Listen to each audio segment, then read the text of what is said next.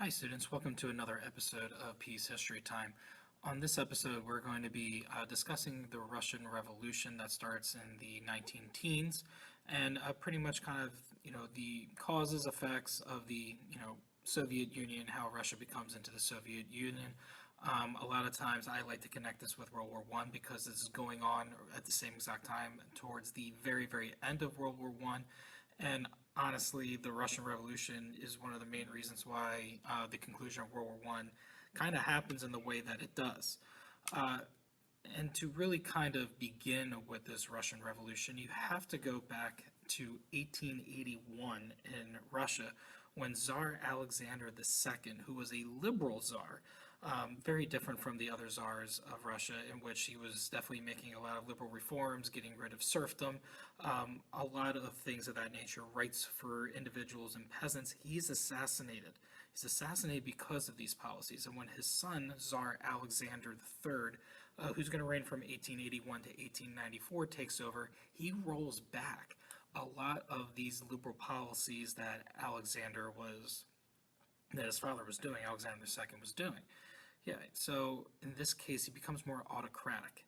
But even during this time, this autocratic nature of Alexander, Russia starts to kind of modernize a little bit and they start to industrialize. So factories are starting to be put up. You're going to start to see that there's a Trans-Siberian Railroad that's connecting the European part of Russia all the way to the Asian part of Russia, going all the way through. However, though, with the growth of industrialization comes the growth of exploitation of factory workers, in which that these workers that were working in the factories are going to be taken advantage of. And a lot of the things that we saw during the Industrial Revolution are now going to become brand new problems in this Russian group. Now, one thing that is going to start to grow is the middle class. The middle class during this 1890s, once you start to see industrialization, that's going to be something that is also going to be kind of noteworthy just because of when we get into the actual aspects and the acts of the revolution, it's going to make a lot more sense on who's kind of controlling thing and who is who. But 1894, Alexander III dies, and his very young, inexperienced son, Nicholas II, rises to the throne.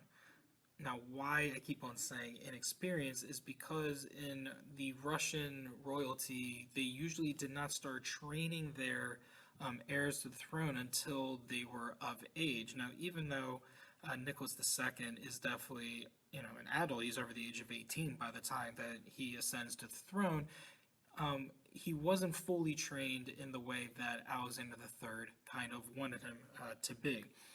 So, because of this inexperience and this lack of knowledge, he doesn't exactly rule in the way that it's definitely going to be needed in these times of extreme strife that's going to be occurring in the early part of this 1900s.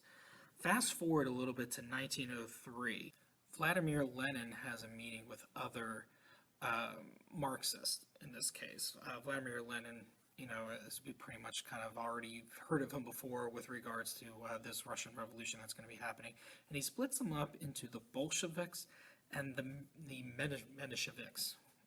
Excuse me for my enunciation and pronunciation of these words. And with this split, the Bolsheviks were actually the minority, and the Mensheviks were the majority. But the way that he kind of names them, he tries to make his own group to be the majority with this. Now, Vladimir Lenin, even though he splits the party, it's very small right now until you get into the Russo-Japanese War. This is a war between Russia and Japan, 1904 to 1905, in which it's the first time that Russia, I shouldn't even say first time specifically Russia, but we're even talking about the first time that a modern European power is defeated by, any military that's outside of Europe, in such a very long time, specifically even Asia at this point. Um, and if you remember from U.S. history, this is also the war that Theodore Roosevelt gets involved and wins the Nobel Peace Prize for. So it's got a lot of implications, but really what the main thing is that this Treaty of Portsmouth, which gave Japan, rights to Korea, was a huge embarrassment to Russia and really to Nicholas II. This massive empire, this Russian, land losing to a tiny little island. So with this embarrassment, all of a sudden starts to have the revolution of 1905. And specifically, this revolution of 1905. Father Gappin starts to rise from this conservative group, and he's trying to lead a peaceful protest. The only problem is that on January 22nd, 1905, in St. Petersburg, the military attacks this peaceful protest, and it's what we call Bloody Sunday, not to be confused with the Bloody Sunday with Ireland, but this Bloody Sunday. And out of this, though, the repercussions that come from this revolution of 1905 is that Nicholas II is forced to sign this October Manifesto, in which he starts to give up some of his specific powers as czar and starts to give it to a legislative group to become more of a constitutional monarch. So this is where in 1906 the Duma, which is a kind of a legislative group, a parliamentary group, is established. It's established, in which case now starts to limit the powers of Nicholas II, and a lot of his czar reforms that he was even attempting to do. Now, this first Duma that's installed in 1906, there are 0 Marxists even elected. And a lot of this, like we had originally told you from the very beginning, is that this middle class really starts to kind of come into play. The growth of this middle class group.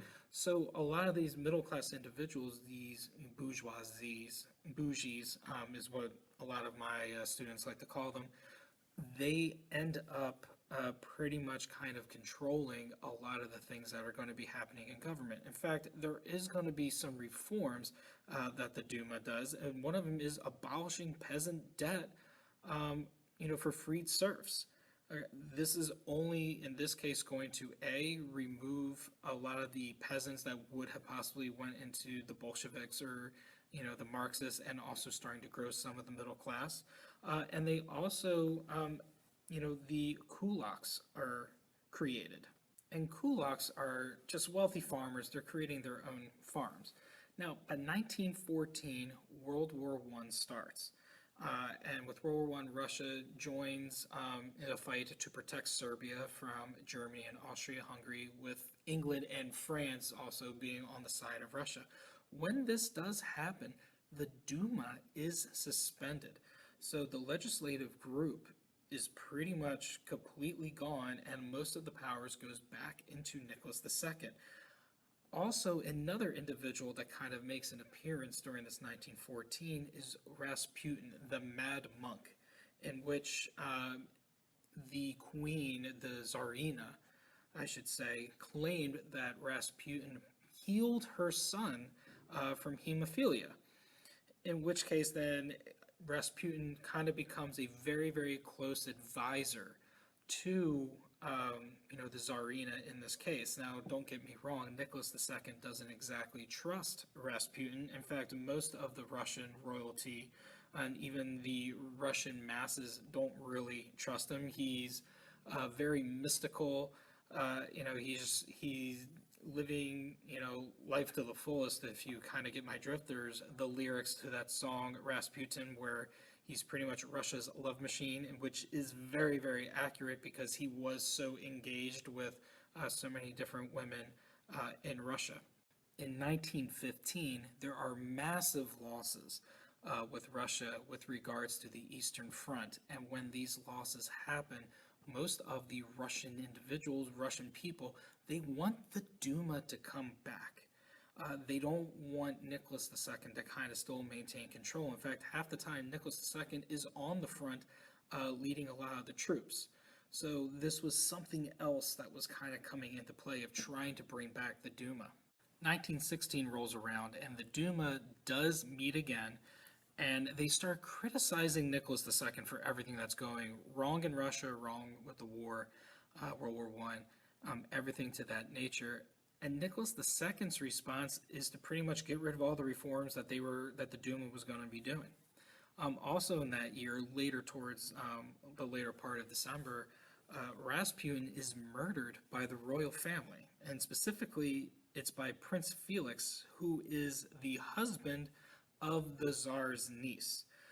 So, with that happening, with Rasputin now being murdered by the royal family, Nicholas is pretty much being criticized by the Duma. Things are starting to shape up for more of a revolution-based society by 1917 and 1918. So in 1917, there's the March Revolution. And why the March Revolution really occurs is because of food riots that are going to be happening or breaking out pretty much in St. Petersburg. Troops are then ordered to stop the riots. By March 14th, there's a new provisionary government that is formed by Alexander Kerensky, who's more of a moderate compared to Vladimir Lenin. March 15th, Nicholas abdicates the throne, and by March 17th, the Russian Republic is created. All of this within just a few days. The Germans kind of see this as a way now to try to remove Russia from this war, because Kerensky wasn't exactly anti-war. So Lenin, who was exiled after one of the earlier revolutions early on, is released from exile. Him and the other Bolsheviks in April of 1917 return to Russia, and pretty much they want a few demands. These three demands are: number one, end the Russian part of World War I.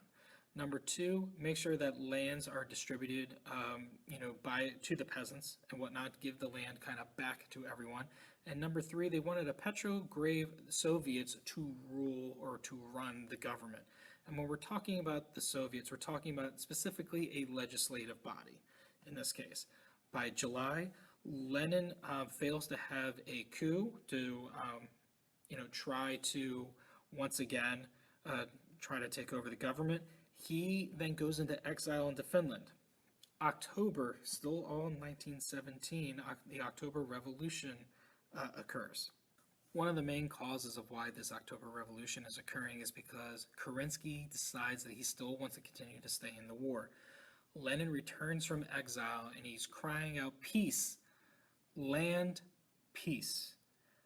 Pretty much this idea of trying to give the land back to the people, but stop and fighting in World War I. Let's try to end all of this with it. So with this, he creates the Leninist doctrine. And pretty much this doctrine states that Marxism is going to spread, and Trotsky and Stalin, who become massive supporters for Vladimir Lenin, this Leninist doctrine, are going to go right on board with everything. So by October 6th and 7th, the Bolsheviks storm the Winter Palace. This is where Kerensky's government is, removes them from the throne, or not so much from the throne, but just from power in general, where Lenin becomes the head, Trotsky becomes the foreign minister, and Stalin becomes the nationalist minister, and they create also a secret police. And the secret police, pretty much what we've kind of already seen in other things, French Revolution, and eventually you're going to see this with the Nazi Party and whatnot, is that this KGB or secret police, KGB is eventually what they're going to be called, is going to be making sure that everyone is following the directions with regard to the Soviet Union. So this Communist Party now creates this, and some of the first things that this Communist Party does is nationalizes industries, and pretty much these church lands were taken away. Also, they remove themselves from World War I with a newly signed treaty in which they give up a bunch of lands to Germany, like Latvia, Lithuania, Ukraine, Poland. A lot of these lands that were part of the empire were then pretty much kind of given up as part of this deal to remove themselves from World War I. They also assassinate the entire royal family, killing everyone in that family, specifically talking about the Tsar and Tsarina and all their children. Um, and between 1918 and 1922, though there is the Russian Civil War that's going to be taking place between the Reds, who are communists led by Trotsky, and the Whites, who are going to be more of your capitalists. And the Reds eventually do win by 1922, which then the Soviet Union is officially created. And one of Lenin's first economic policies that he does is this new economic policy. And really, what this new economic policy is, peasants are able to sell their own goods, and then states are going to be able to start to, or the states are going to start controlling the banks and controlling the money. 1924, though, a lot of things are going to start to shake up within the Soviet Union. Number one, there's going to be a constitution in which workers can now start to vote. Lenin dies, and Lenin's handpicked successor was Leon Trotsky. However, Joseph Stalin is the one that's going to start to maintain power because he was kind of the secretary of membership. So he was kind of, able to kind of pick and choose everything that was going on. And he paints Trotsky as a foreigner, anti-Russian. He's Jewish, so anti-Semitism is kind of starting to come into this. And Leon Trotsky loses and gets exiled, and eventually he's going to be murdered in Mexico City during the 1940s. And Stalin then maintains power through the 1950s. Just to kind of go a little bit more into Joseph Stalin really quickly, we all know that Joseph Stalin during this interwar period kills anywhere between 20 to 60 million individuals. No one really knows, putting people into gulags in Siberia. But economically, he does these things called 5-year plans, in which then he is trying to revamp the Soviet Union economy. To pretty much, get them ready to be modernized and to keep up with the West. Well, students, that's pretty much kind of concluding all of this Russian Revolution. I mean, the major effects of it is that the Soviet Union and communism is going to be a major focus point throughout the Cold War in the world up until about the 1990s. So this one event really does shape the way that European history is going to be looking and how other countries throughout the world are really going to be kind of focused on with everything. So thank you, and I'll see you next time. Study hard.